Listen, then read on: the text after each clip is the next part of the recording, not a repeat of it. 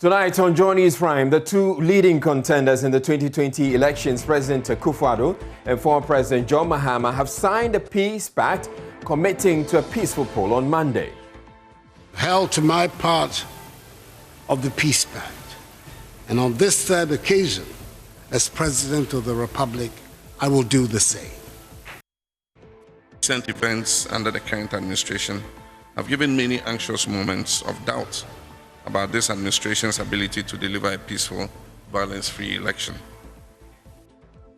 The Asante-Hene is also advising the youth against risking their lives for the benefit of politicians. No elections are held every 4 years, but each time it is about to happen, people try to disturb the process. Some send guns to the police station. What's the relevance of it? The politicians who benefit from the elections do not hold guns. The Asante-Hene also has a similar call. Yes, and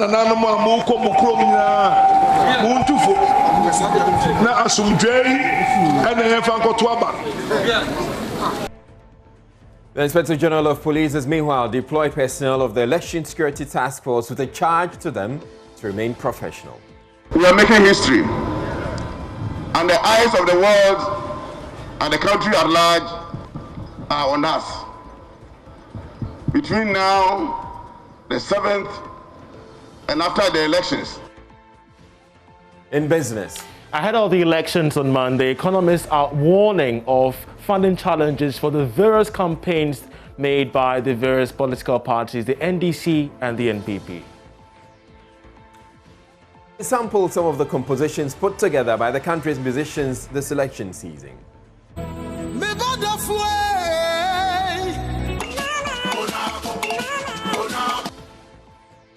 My name is Israel, and Joynews Prime is coming to you live from our Fanofa studios here in Accra on your digital terrestrial TV, because we are free to air and also on DSTV channel 421 and GoTV channel 144.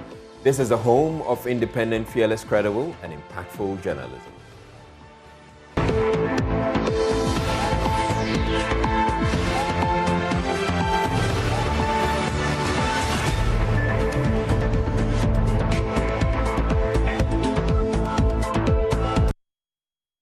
The Central Region Police Command has picked up 2 persons at a hotel at Ejumako, Esiem. Police say a search in their room revealed a check-made pistol loaded with 7 rounds of ammunition.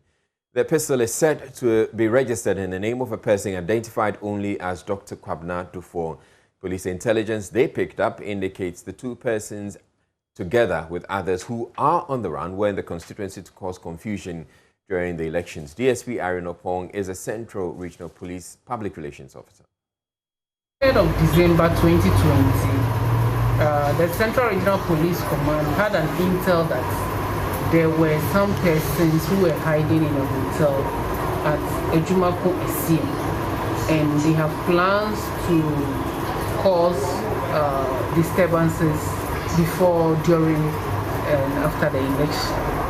So police proceeded to the said hotel and were able to arrest one person, and the other was picked later. We found items like a pistol, and then we also found military camouflage. We found one jackknife and other items that we have brought to the regional CID, and investigations are ongoing. Currently, the pistol that we picked has been registered in one Dr. Kwabna Dufour's name. We are yet to establish the identity of the owner of the pistol, and then we will also invite that person to assist us with the investigation. All right. Thank you. So what are you currently doing? Are you in further search for other suspects that are part of the syndicate? The intel is ongoing in and around Ejumako, and we are certain that we will get other suspects to arrest. However, we want to tell the people at Ejumako that there is no cause for alarm.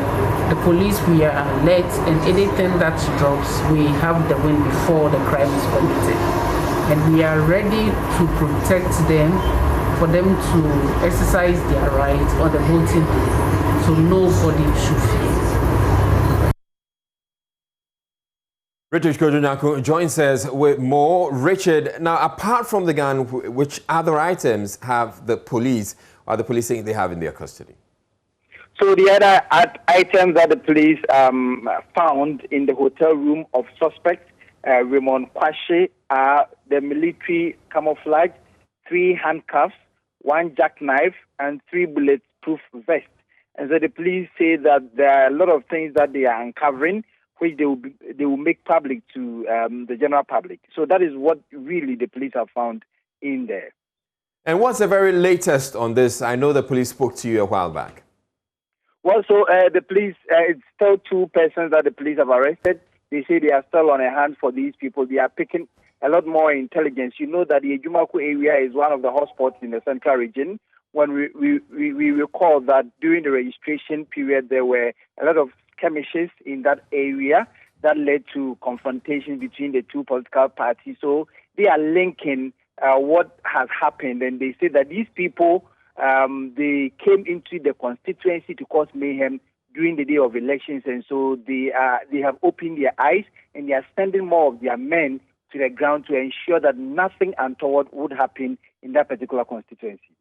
All right, thank you very much, Richard Kojunaku, bringing us that update there from the central region. Now, the Santehene Otumfuo Tutu II is advising the youth against risking their lives for the benefit of politicians. Sharing a horrifying experience of electoral violence in Sierra Leone, the Santehene urged the youth to take a cue from the civil strife in other countries. He has also endorsed the Ballot Without Bullets campaign of the Small Arms and Light Weapons Commission with the goal of curbing the proliferation of arms this election season. Nanea Ojima has more in the following report.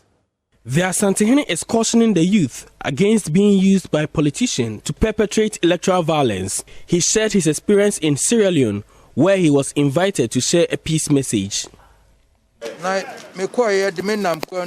When I was taken through the streets of Sierra Leone, I noticed lots of amputees, holes made by bullets in many buildings. If you compare the place to this country, then we have to protect the peace. The Santehene is worried about the proliferation of arms in the country.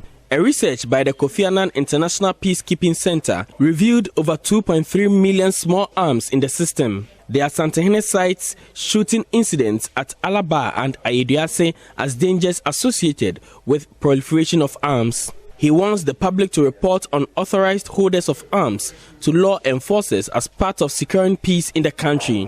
Guns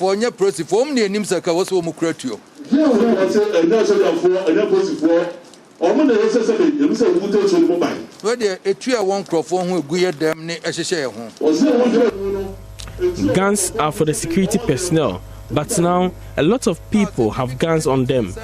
If they should bring them out, there will be war. We know elections are held every 4 years, but each time it is about to happen, people try to disturb the process. Some send guns to the police station. What's the relevance of it? The politicians who benefit from the elections do not hold guns.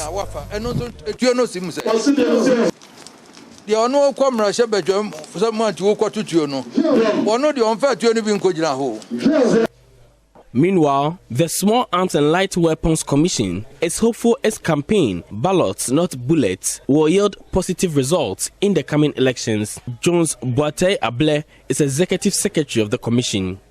The approach that we are using, in addition to the normal town hall meetings and the debates that we hold, is to try and build a consensus of the elite that we will not under any circumstance resort to the use of violence or guns during these elections, because, as we all know, we have only one country to protect. And our objective for this campaign is to ensure that at the end of these elections, Ghana remains the winner. We don't want a situation where people will introduce guns into our body politic. From Kumasi for Joynews, Nanea Ojima reporting. We are confident in you to deliver. Those were the parting words of Inspector General of Police James Opong-Bunu as he deployed an unspecified number of officers to the regions across the country ahead of Monday's elections. The team of Election Security Task Force, comprising fire, immigration, prisons, and police service personnel, is expected to support teams already on the ground at the various polling stations. Gifty Andwapia reports the police is bent on ensuring professionalism in the conduct of personnel, given the several incidents in recent past which have done some harm to the reputation of the security agencies. The Election Security Task Force, which is essentially made up of much more than just the police service, the immigration service, the fire service, the prison service, the Ghana police, they've all gathered here. Of course, we know that there's over 6,000 of them. I'm not quite sure if all 6,000 of them are being deployed here, because these are those who are going to the regions. These are the officers who will be manning polling stations in the respective regions. So they're being deployed today. Wear face masks at all times and enforce the wearing of face masks. Are responsible for queue management. Ensure some social distance and proper mask wearing in the queue. Do not take part in the actual administration of the elections. Checking voter ID card is not what? It's not our job. It's a job for which people? EC officials. Be courteous, but firm to turn unauthorized people away from the center. People allowed access to the center are 1. EC officials in their what? Jackets. 2. Security personnel in uniform on what? Duty. 3. Candidates. Their photos must be on the ballot paper and their what? Spouses. People are credited by the Electoral Commission. Refuse gifts or favors. It could make you appear biased, if not laced with poison. These are rules as they go along. Today, we are making history, and the eyes of the world and the country at large are on us. Between now, the 7th, and after the elections, we have dedicated ourselves to protect Ghanaians and residents of Ghana, and more importantly, to protect the ballot. Therefore, I urge all of you to put in your best. All of us must be professional. We must put on the prescribed uniforms only. We must wear our armbands and make sure that we report for duty at the appropriate time. For your information, our brothers and sisters in the Ghana Armed Forces and operational teams of the Ghana Police Service have already been deployed in the field, so you go and meet them. We expect an incident-free election, but when any incident arises, make sure you report it to the appropriate authority. We are confident in you that you are going to deliver. When you go, please comport yourselves. The men, please zip your trousers. And I hope to see all of you back after the elections. The number of men and women in uniform here today who are being deployed has not been specified to us. One after the other, they will all be getting onto these vehicles as they board to their destinations in the regions where they're expected to support their colleagues there. One thing that the police service has been emphatic about here is the need for professionalism and to avoid the slightest semblance of bias. On Sunday, there will be another deployment. We'll be here to bring you the update and tell you more. But for now, we're seeing these men off to start the work. Gifty Andwapia, Joynews, Independence Square, Accra. So what happens next after this deployment? Sheila Beye Bachman is Director of Police Public Affairs. Their names are already with the regional commands. The regional commands have already deployed them, so they have an idea of their polling stations or the electoral areas they are going to. When they arrive, they will be received. They will be escorted by armed officers. When they arrive, they will be received by the regional commands and be briefed again. You know that we spoke about briefing. Briefings will continue until, it's part of our duties. It's a part of our normal daily routine. So they will be received by the regional commands who would accommodate them or show them to the accommodations, the various commanders for the various teams, taken further to, if they are not, taken further to the communities or the villages where they would be deployed to also settle there. Hopefully by Sunday they should be in their electoral areas, and they would mingle with the community and the local police officers at the local areas to visit the polling stations, to be familiar, and they will know the presiding officers ahead of time. So these are polling station officers. They are going to support polling station duties. So hopefully by Tuesday their work would have been done. Should we go into runoff, strategy has already been made. But for the purpose of this parade, they are going for Monday polling station duties. We can even decide to change officers from polling station to polling station, depending on what situation we reach. Ration has already been given to us. They were given to us in our bank accounts. Only, was it last week or this week? So we have received our ration. Every police officer has received his ration or her ration. How much are we looking at? It's 500 Ghana cedis. For the day? Period. So that's what it is. You know, we receive our salaries. The ration is just to support so that the morale will be high. In another development, the Ochenio Sajifo Hamwitio is urging Ghanaians and politicians to ensure the peace reigns in Ghana during and after this year's election, arguing this is not the first time Ghana is conducting elections and wouldn't be the last. Maxwell Kudoko has more. Sajifo Hamwitio, Ghana is recognized as a civilized nation among the League of Nations. Hence, its citizens must live up to expectation. He hinted that every Ghanaian should be able to exercise his or her franchise in freedom without any intimidation. Addressing a gathering of chiefs and people of Ochiman at this year's last State Council meeting held in Chebi, Osajifo Hamwitio tasked chiefs in Ochimamu to lead the peace campaign in their respective towns and advised their subjects to vote wisely. Ochihine rewarded the poor boy from Esuaba near Adeso in the eastern region, Master Amweni Thomas, who defied all odds and secured aggregate 8 in this year Wasi with a cash prize of 20,000 cedis.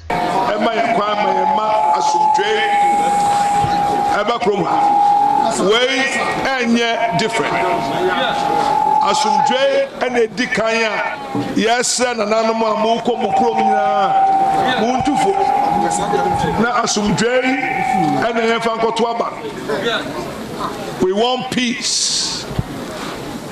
Now, peace no okana emafo say in the absence of violence and it says peace. Peace it says peace it says you appreciating here onyame aye ya bedu sabri am o manga na yetiasi ni 2 years na no ya 2 years na ya daso etiasi ni bia konyi na asema wo se ya to aba na ba to na yeto ya to no fa hudie freedom fa hudie no muna yejira ya to to niama da na abedu sabri ya ko to aba ya si ya na no ya tre ya dwen ema ya desi ya dwen ni se to aba pa ko to aba pa Koto papa na abamuwa yi.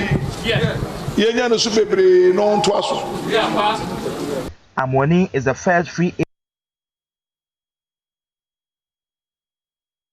Now, the presidential candidate of the National Democratic Congress, John Dramani Mahama, says recent events under the current administration are making people doubtful and anxious about its ability to deliver a violence-free election. At the third high-level meeting of the Presidential Elections Peace Pact 2020, the former president urged Ghanaians to prevent a repeat of the Ayawaso-West Wuogon violence and admonished personnel of the security agencies to remain professional by wearing their uniforms and visible name tags. President Akufo-Addo on his part committed to a peaceful election, citing the NPP's track record. The two main political parties later signed a peace pact. Maxwell Agbagba has more. Must unite for Ghana. A peace song performed by Patrick Okine summed up the purpose of the gathering. The event brought together members of the clergy, civil society organizations, members of the diplomatic corps, heads of political parties, and more. NDC presidential candidate John Mahama says recent events make many people doubtful of a violence-free election. He says in spite of the doubt, Ghana has always enjoyed peace and stability after elections. John Mahama says he's committed to ensuring a peaceful 2020 elections. We expect to see all security personnel behave professionally, all those deployed for elections to be in uniform with visible name tags and service numbers. Let us strive to prevent the violence of the past, particularly as witnessed in early 2019 during the Ayawaso-West Wuogon by-elections, which till date has gone unsanctioned. The United States of America has set an example for us, where institutions of democracy have upheld the Constitution, despite severe verbal and legal assaults by a losing incumbent. Will our institutions perform the same in the face of a similar situation? Recent events under the current administration have given many anxious moments of doubt about this administration's ability to deliver a peaceful, violence-free election. The events of Ayawaso-West Wuogon are fresh in our minds. This administration's refusal to sanction persons involved in assaulting an honorable member of parliament and injuring scores of people remain one of the darkest days in our democratic history. But ladies and gentlemen, we are optimistic. In the face of similar doubts in the past, Ghanaians have risen to the occasion and delivered a peaceful, successful election. My name is John Dramani Mahama, and I stand for peace. Let there be peace in Ghana. President Akufo-Addo says the 2020 elections will be peaceful. He says the NPP believes in an electoral process that is genuinely free and fair, in which the people have confidence. Both previous occasions, I've held to my part of the Peace Pact. And on this third occasion, as President of the Republic, I will do the same.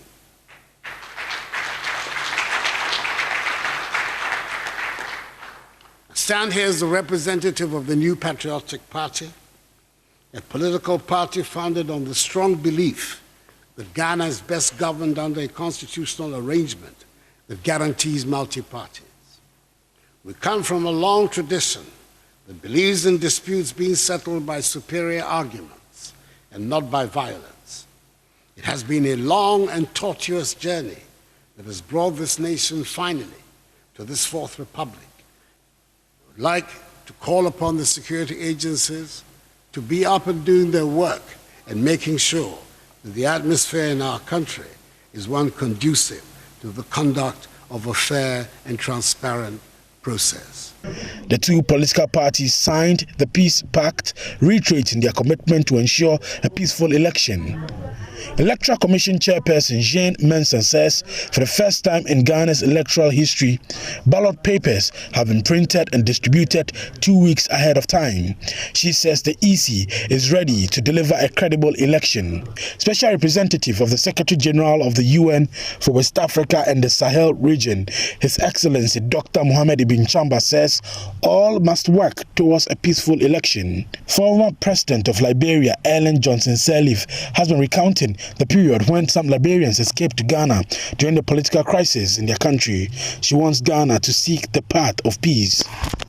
As I joined the crowd to wave the flag of Ghana, I reflected with emotion on many, many years ago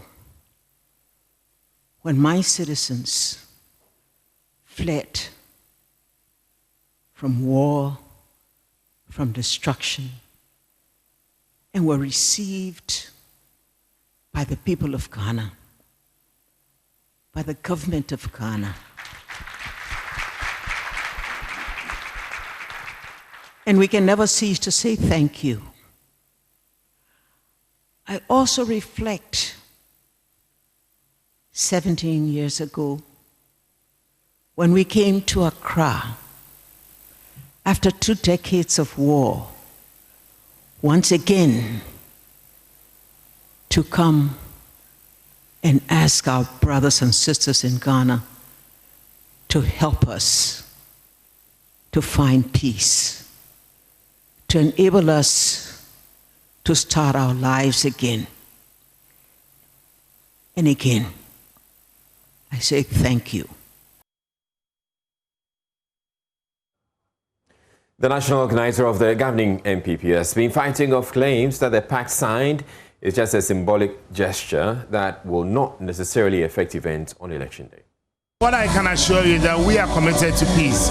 We mean it. We want to walk it, and we will walk it, and we have walked it. So it's not just about signing.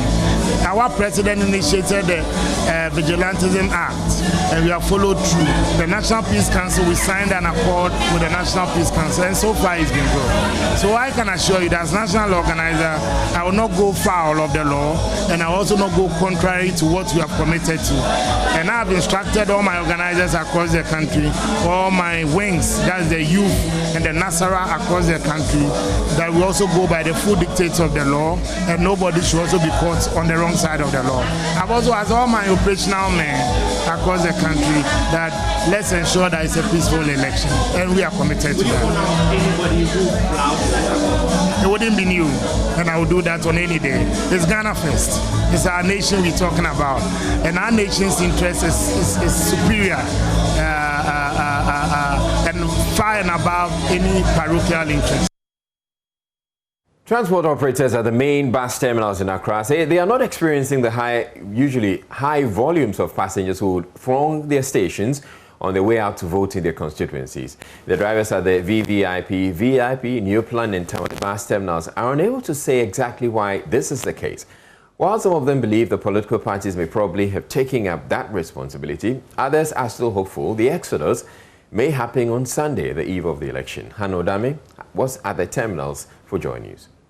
We've been to the VIP station, the VVIP station, the Tamale station, and to the New Plan station. The general observation is that vehicles are leaving to the various towns, cities, and constituencies with people who are going to vote.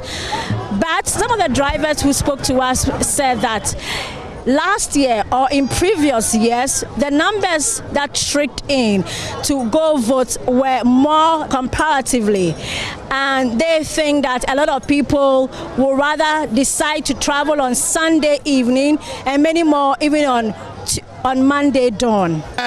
We have been seeing balloting, and people are traveling to vote and register and things.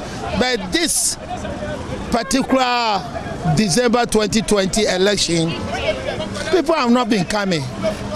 I feel it wonderful how people, like a Friday like this, Monday is a voting day. We have been shorting cars, and then people will be very stranded and things here. But as today, people are not traveling. People are not, well, maybe the parties have, had cars for their voters to go to their village and vote. Mission movement says, see, I know. I can't bear 4 days. It's a 9 Friday, particularly. Nippon said, I'm Kosa, but Omo Koma. But a free Chinako, Sikosiarande, and I won't Nipadua. I go to Aba. We've been also speaking to some passengers. About Monday.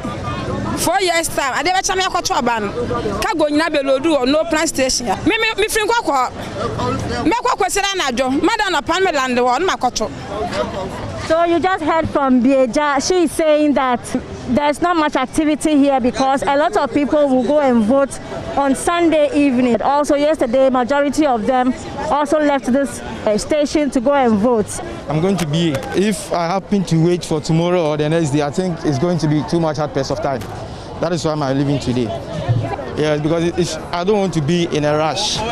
Even as for the look of things, you can see that even buses and other vehicles are not really available, meaning that most of them have left. So if you happen to delay, meaning that a time may come when you come here, you might not even get a car to your destination.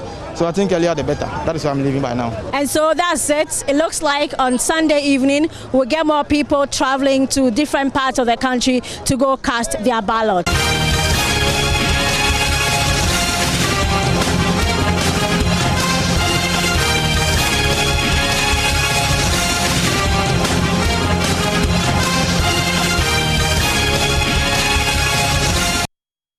And watching Joynews Prime, we're taking a break to bring you business news. Do stay tuned in.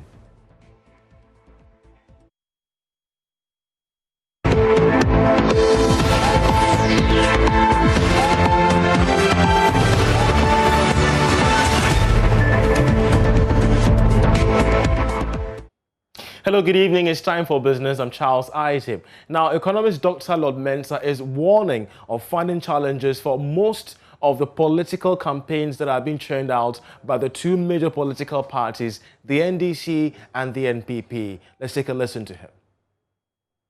Spending now, and chunk of the monies are going into areas that will not reflect in your revenue generation, then trust me, increasing revenue will not work. We're talking about a situation where we've invested in digital address system, for instance. We've invested in identification of individuals. We've invested in paperless port. We've invested in things that, should be able to identify one or two businesses at, vantage places to ensure that we bring them into the tax net. Now, we are yet to see a reflection of that into, our revenue collection. So effectively, what I would say is that if we are spending now, right, we should think about how that spending builds up into revenue, especially when you are accruing debt. You go into road construction. A typical road is supposed to finance itself. When you construct a road, for instance, from here to Esiapa, right, you expect that in the next 13 years to 15 years, that road will pay for itself. But then what do we see in this country? Can we quantify and say, with the avalanche of portfolio of infrastructure that we have, pick out one or two and say, hey, these are paying for themselves. They are all categorized in the form of kind of a social investment, which we don't even think about the possible, benefit or the possible returns that those investments are supposed to yield to pay for itself. Meanwhile, some members of the business community who also spoke on the PM Business Edition expressed worry that a new government may have to embark on an excessive borrowing to finance its manifesto promises from next year. Let's look at how government funds these projects. So that's the way to approach it. One is through taxes. The other one is through proceeds from sales. The other one is through loans and another miscellaneous income. So if I took all of them, intense. Taxes, yes, we do collect taxes and always promise to widen the tax net and collect more. Unfortunately, it doesn't happen to the extent that we expect, even though each government appears to have done better in terms of widening it and increasing it. But of course, I see very little space in terms of funding, except in borrowing, which may then worsen the situation. So we need to be very creative to fund these promises that we are making. Government revenue sources are limited. Taxes. In Ghana, the tax percentage to GDP is about 13.9, 14%. That's inadequate because we are not doing the tax administration correctly. We are taxing so much. The majority of the people or the businesses are falling through the cracks. Away from that, the Ghana Chamber of Telecommunications wishes to inform the general public that its members are taking the necessary steps and measures to provide resilient network quality across the country, especially as the nation heads towards the polls on Monday, December 7th. The assurance from the Industry Association follows individual network audit assessment undertaken by its members. As you can see on your screen, the Chamber has also stated that it has led numerous deployments and actions to ensure stable network across all areas with potential mass gatherings. The industry is also partnering with law enforcement agencies to facilitate patrol of fiber infrastructure routes across the country.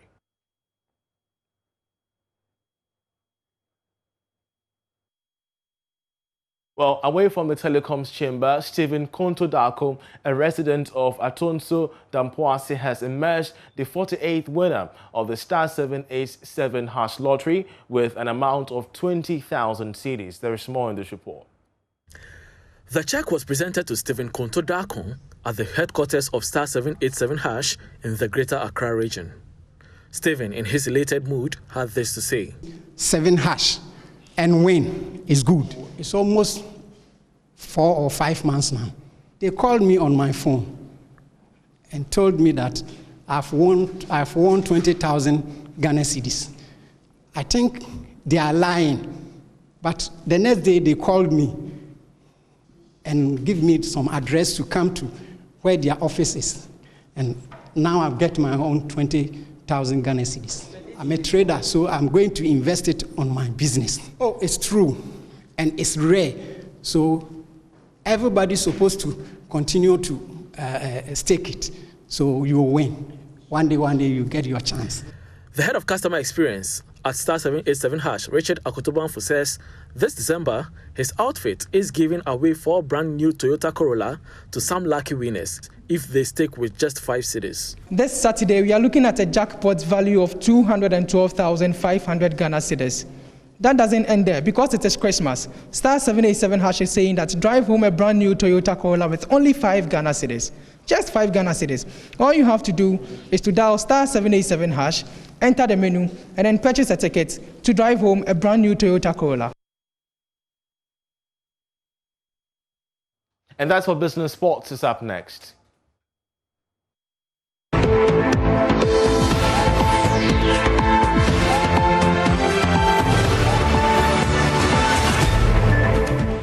Time to bring you sports. My name is Hans Mensah, and the Ministry of Youth and Sport has presented a check of 1 million Ghana cedis to the Ghana Football Association. The check was presented earlier today to the GFA by communications consultant Ahmed Osmanu on behalf of the Sports Minister Isaac Isiama. He said the money is meant to cater for part of the bills of clubs for playing their league matches behind closed doors. It's essentially the President, through the Minister of Youth and Sports, has acceded to the request by FA to assist our various clubs in the country with some financial support. You know, there was a directive from the Minister of Youth and Sports that all Premier League matches should be played behind closed doors. And we are happy to observe that the clubs have really adhered to the directive.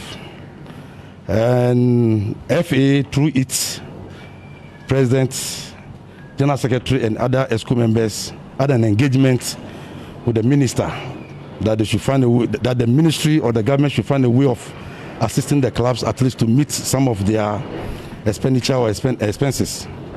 The engagement went well very fine, and government this morning has accepted the request made by FA that some assistance should be given to the clubs. Government has agreed to assist all the clubs. When we say all the clubs, we mean the Premier League clubs, the Division 1 clubs, the women, and our reps who are also participating in Africa engagement. All of them have been considered. But this morning we are here to present a check of 900,000 Ghana cedis as a first tranche. That's a 50% of what we promised giving. you know, and we've issued a statement this morning assuring the clubs themselves, that's the Premier League clubs and other clubs, that the promise made by the president or the government that everybody will be catered for will be considered in due course. So we are here with this check to present to FA onward transmission to the 18 Premier League clubs. The check written here is 1 million Ghana cedis. You understand me? Of course, there will be other administrative, expenditure to be incurred. So the amount we stated in our press release was 900,000 Ghana cedis to be shared to the 18 clubs. The 100,000 Ghana cedis goes to FA for each other engagement for the clubs. On financial support, the president of the Ghana Football Association, Ketu Kweku, on his part thanked the Ministry of Youth and Sport for their support. You guys are the blessed ones. You guys are the chosen ones. Because this journey did not start with 28 or 30 players. This journey started with loads of players. And you know about this. Please, I said no movements. And I mean it.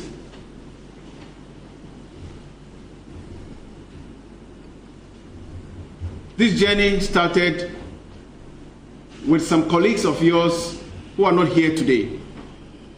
But through your hard work, through the blessings of the Almighty God, you are here. And beyond today, you have a unique opportunity to make yourself proud, to make your families proud, and to make Ghana proud.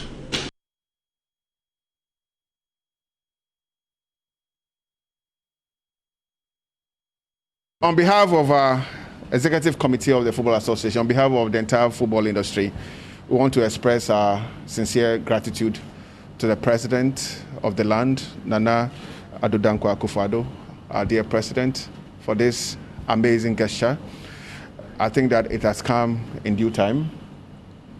We also want to thank the Sector Minister, the ever hard-working Honorable Kwame Esiama, the Youth and Sports Minister, for being there for us at all times, for playing a pivotal role. We want to thank the entire Ministry of Youth and Sports for being there for us. I think that it has come in time. We've been working on this for so long. We've had numerous meetings, and finally, His Excellency has spoken. I think this will go a long way in cushioning our Premier League clubs, especially during this challenging period of COVID, this challenging period of clubs being asked to play behind closed doors. I think that we'll make do with what we have been given. We cherish this, and we look forward to receiving the second part. And I have been promised that the second part is even gargantuan in nature and in character. And in shape. So we are very positive about the future for our sport. And we look forward to using the football platform also to educate the Ghanaian populace towards the upcoming elections. I think that it's dear to our hearts. It's dear for everybody. It's important that we survive this period to be able to enjoy our football. So wish the entire country the best. Go vote peacefully, go home and enjoy football. That's it for me for now. We'll bring you more sports later in the bulletin. All right, so I believe all the die-hard fans of the showbiz segments have gathered around the TV. If you haven't gathered, call them up. Let's gather. Yeah. Okay, because tonight is it's one not to be missed. As I indicated, we're bringing you some of the campaign songs that have been making them, including some of them you haven't heard before. Yes, please. In fact, for the first time, the very first time anywhere, we're going to play you Ikuya Donko's campaign song. Yeah. We're premiering it right here. So you just have to stay. But Easy, you said everything. So let's just go. Have I said everything? Oh, yeah, of course. But there's more to come. Oh, yeah. Including the advice giving to... Oh, yeah. see, this is the reason why you have to stay. Okay. You don't have to give it all out. Okay. So it's step by step. Okay, let's go. So the very first song, obviously, we told you we were bringing you songs. The very first song is from the National Democratic Congress, the NDC. Okay. No, but you should sing a bit of John one? 3. John 3:16. John 3:16. Mama! Pineapple. What's right? Oh, you have to sing. Mama! But you were the only person who were... You were the only person featured on the multimedia song that wasn't featured. They know me. I don't have the voice. Oh, okay. But I got it right. Oh, yeah, you did. Yeah, you okay. did. Next one.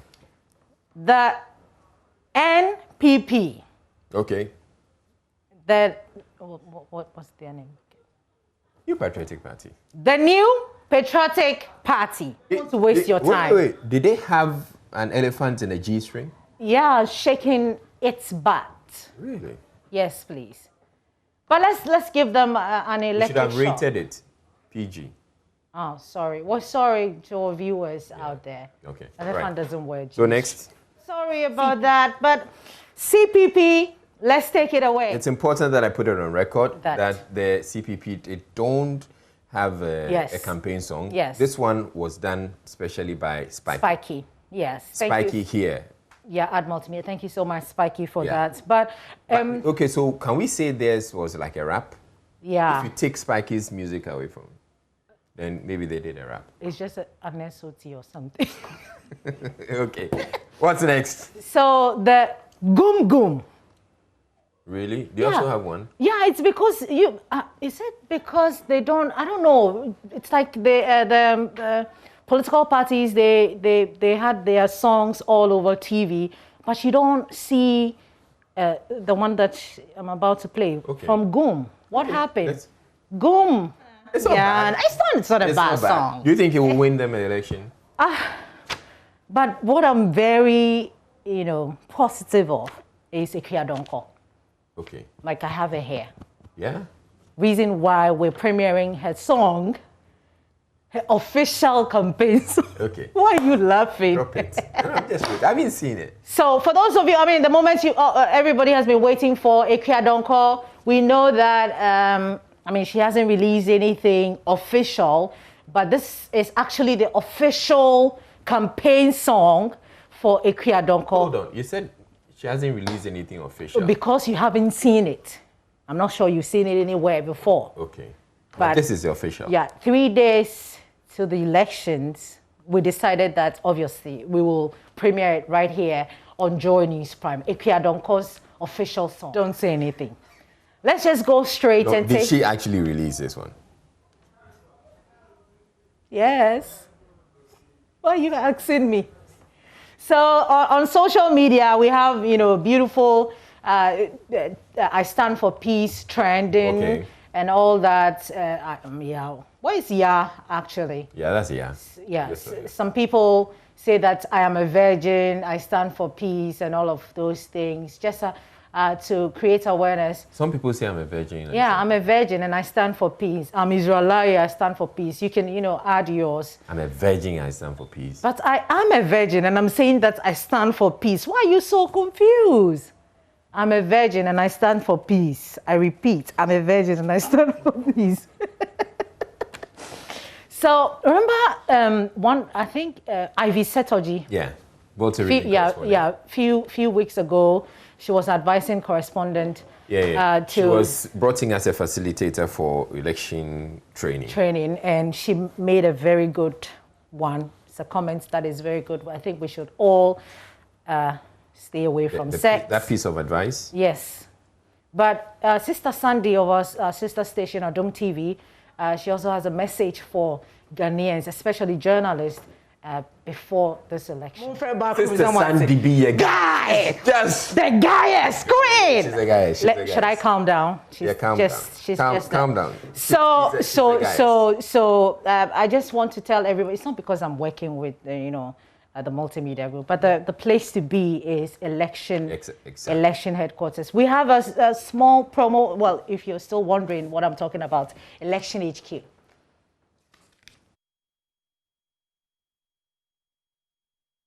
we should.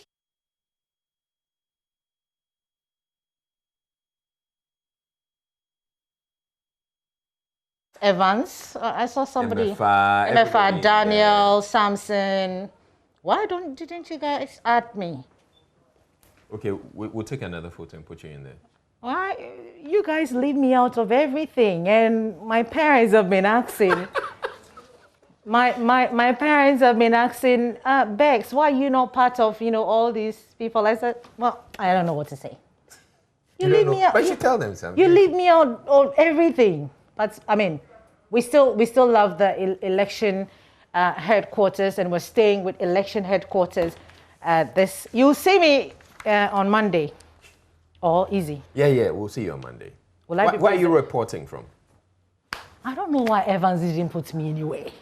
They didn't? They want me to sit in the back room. I don't know why. Yeah, These people. You're going to be useful there. I will be useful, though. I hope I'm useful.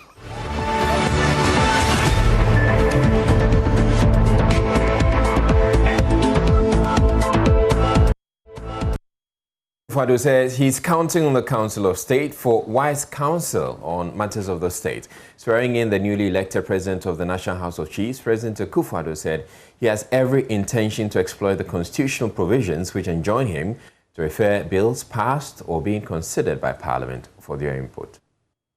Every chief or leader has a group of elders to advise him or her.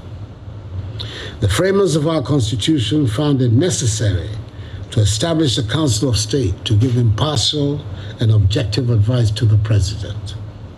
It is important, therefore, that regardless of your background, you will carry out your duties dispassionately. The Council has a broad scope of advisory functions in counseling the President. It plays an important advisory role in the appointment of high officials of the state, like the Chief Justice of the Republic, the Governor of the Bank of Ghana, the heads of the nation's security services, officials of the President's office, and other critical officers of the state. Again, according to Article 90, the President can request the Council to consider amendments to bills either before they are passed or even after they are passed by Parliament. Further, Article 91, Clause 3 of the Constitution gives the Council what appears to be an unfettered remit to advise other bodies like Parliament or any other authority. In my view, this is not meant to be a busybody charter, but on matters of significant national importance, the Council can let his views be known. As a distinguished traditional ruler, you have the quality of experience that can enhance the work of the Council. You're joining a Council that has proven so far to be very effective and excellent in its deliberations and output.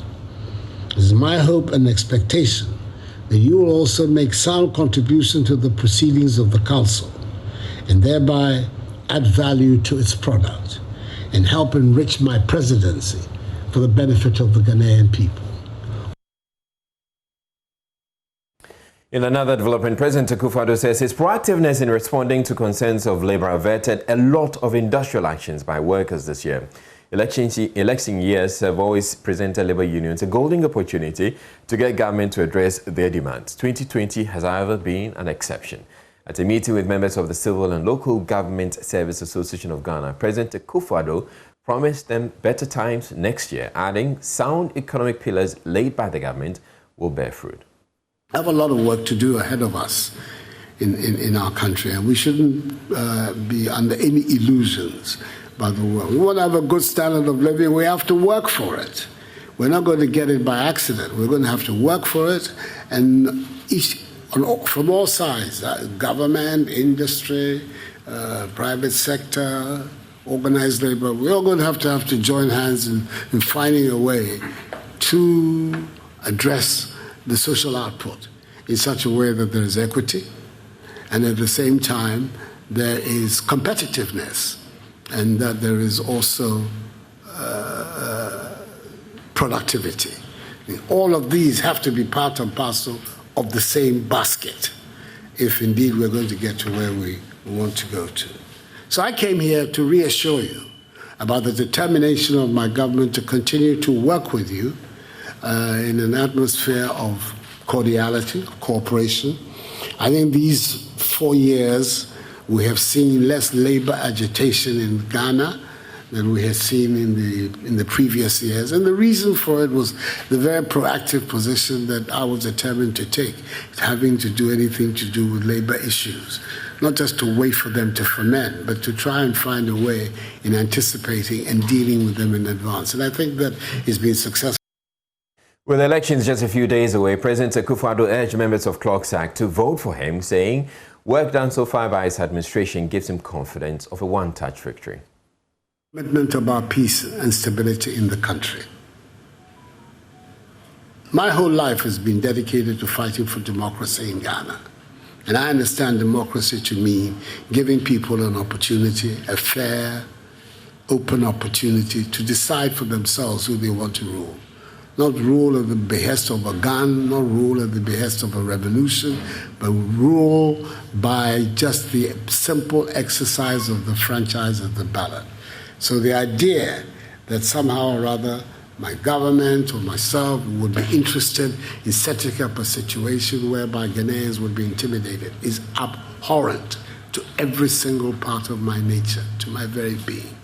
I'm a firm believer in democratic government. I don't think it is an accident that the great democracies of the world are the most prosperous nations on the globe. I think there's an intimate, clear link between functioning democracies and economic progress and prosperity.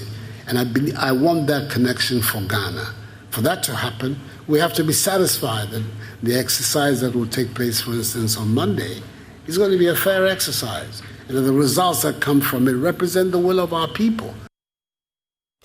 Well, running mate to the NDC presidential candidate, Professor Nana Jane Opoku-Agyeman, has assured that the NDC will deal with corruption-related issues decisively if it wins the 2020 elections. Addressing a town hall meeting in Cape Coast, Professor Opoku-Agyeman argued that unlike its opponent, the governing NPP, the NDC government has shown more commitment towards fighting corruption in the past, including holding members of its own government accountable.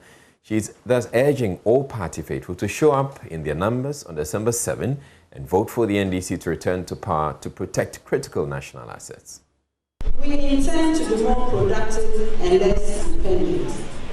We intend to be more self-reliant than relying on others. We shall safeguard and protect our national assets and resources for the benefit of all Ghanaians and not for a few. And we will deal decisively with the issue of corruption. We are at a critical point in our country. Events we have all witnessed these last 4 years make it clear that we have an alternative, a government that has shown dedication to fighting corruption, including holding members of his own government to account. And we know that that party is the NDC. In times like today, when issues of corruption are rife, our country is sorely missing such levels of commitment, and it should concern all of us.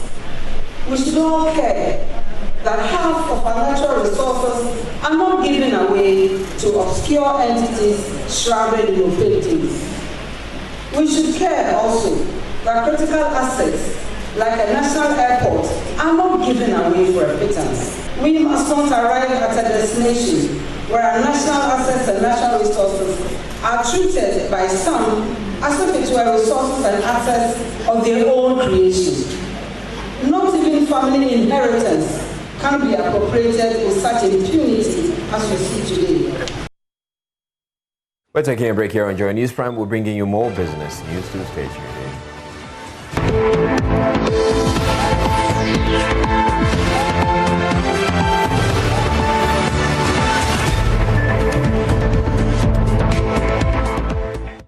Hello there, it's time for business. Now, the sale and demand for party paraphernalia is slowly picking up ahead of Monday's elections. Joy Business visited some market centers in Accra to gauge the enthusiasm ahead of the polls.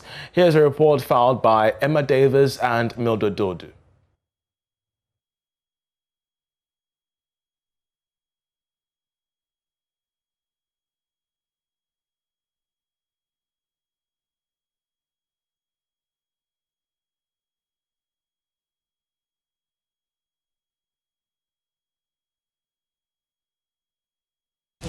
Speaking to some vendors, they pointed out that sales is not encouraging as expected due to the impact of the coronavirus pandemic on the economy and its rippling effects. Others, however, say sales are booming.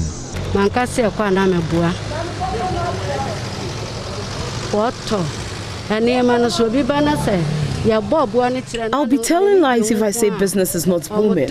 Customers do not mind the price if they really like the paraphernalia. But for the pandemic, we would have had much better sales. I've been selling for 20 years. All year round, sales are gradual. But when the election is getting closer, they buy as expected. Oh, I feel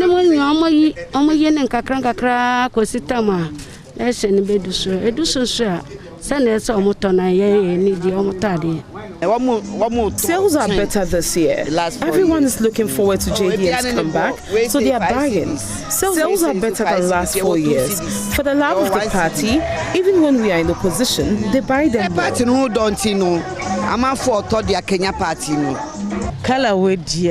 This party, even the colors attract customers. So whether we are in power or opposition, they still purchase our products. Despite the COVID, they still buy. Some even buy them to give them out. In a day, I can sell 4,000 or 3,000, with the exception of paraphernalia we take to the market. In 2016, paraphernalia were purchased a lot. 3,000 a day. Market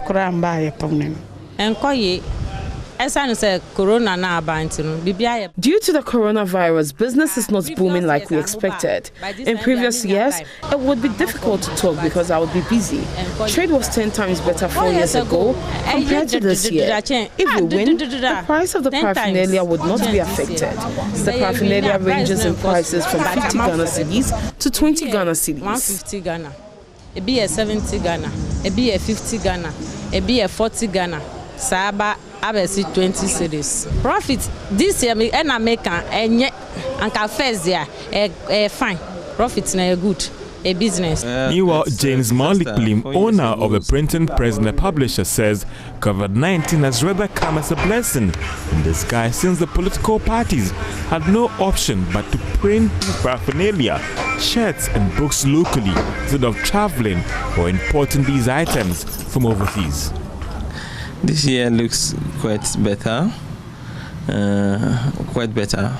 even though it became very competitive. We have more unofficial printers also in the system, people who awarded the contract even to themselves and beat the price down unnecessarily. So you are compelled to do something. So we managed to do something. But I may say this time, the way the job comes, it comes through a very long chain. Are you getting me? By the time it comes to you, because you are the professional, at least you just have to handle and get something for full. Me, for instance, I have closed down my sections. It has, because I couldn't pay the workers. Already we were struggling before the COVID came. And you can't keep the workers and pay them. Some of them are with families, so how do you sustain them? Thank God, God in disguise. In another form, as I said, politicians should have sent most of this printing outside, and it have worsened the situation. Now that they are not flying, we ought to do it. So, in a disguise, at least, we can say that those who keep faith with us and stay, at least, we're surviving. Paraphernalia in different party colors tend to add some spice to the campaign, since many electorates tend to brand themselves in their party colors. But this year appears to have not witnessed the electrifying atmosphere by the party faithfuls branded in party colors. Well, Ghana will soon have a starter bill passed requiring the government to give 20% of all its contracts to start-uppers. The bill, sponsored by the Business Development Ministry and some development partners, is also asking for the revenue from communication service tax and royalties put in the startup fund to be waived off. There is more in this report. The startup bill, which was launched last month, has had 3 different consultations with stakeholders. When passed, the bill is expected to give startups some tax waivers. 20% of all government contracts are also expected to be given to startups. Yes, so you see, this is 2 things here. One is that we have one currently in the procurement law that states that state-funded project, 20% of it should be ceded to young people, young entrepreneurs or youth businesses and PWDs. This one, what it means is that a part of the project. So for example, if you are the one taking the contract, 20% of it should be given to a young person. Maybe the young person can bring the labor, can bring maybe cement or whatever and get paid for that. But here is the case, we are trying to push for a component and say that 20% of it, let's say if at the end of the day, the whole project list we have in the county is about 200, we want 20% of this to be given to young people so they can be supported to execute the project. You see, at the end of the day, only the big companies go for the project, and you know, it's like you are a startup, you can't do it. How then do we encourage the growth of them? If a young person who wants to be a constructor, who wants to be a road contractor, but because of other things that they are not able to get, you say you can give it to them. But if these people are giving such opportunity, you are encouraging them. Definitely they will work with the big people to learn. Project coordinator of Startup Working Committee, Sharif Ghali, says to avoid shifting the goalpost by successive governments on their plans for startups, it has become urgent to put such a law in place. If you look at the MPP, they have a promise about cutting taxes, which it goes a long way to affect the lives of startups. And if you look at the NDC, talking about if you start a business, they give you 2 years tax waiver. So these are all disjointed promises. This is why we are pushing for the Startup Act, so that I can bring all these things together. And that'll be all for Business. Sports is up next. Just stay.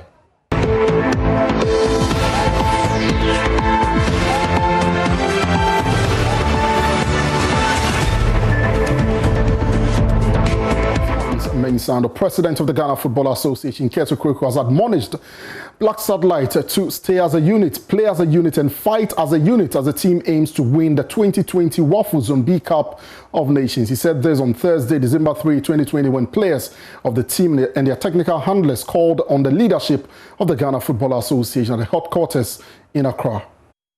You guys are the blessed ones. You guys are the chosen ones.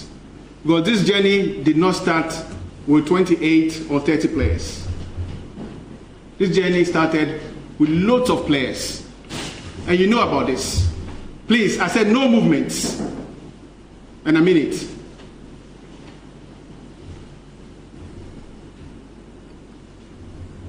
This journey started with some colleagues of yours who are not here today. But through your hard work, through the blessings of the Almighty God, you are here.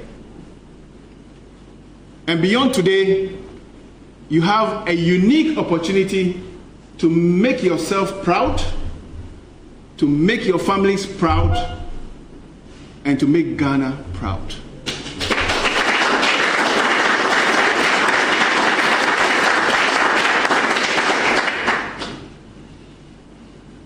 Being at the U20 World Cup is the ultimate vision of our country.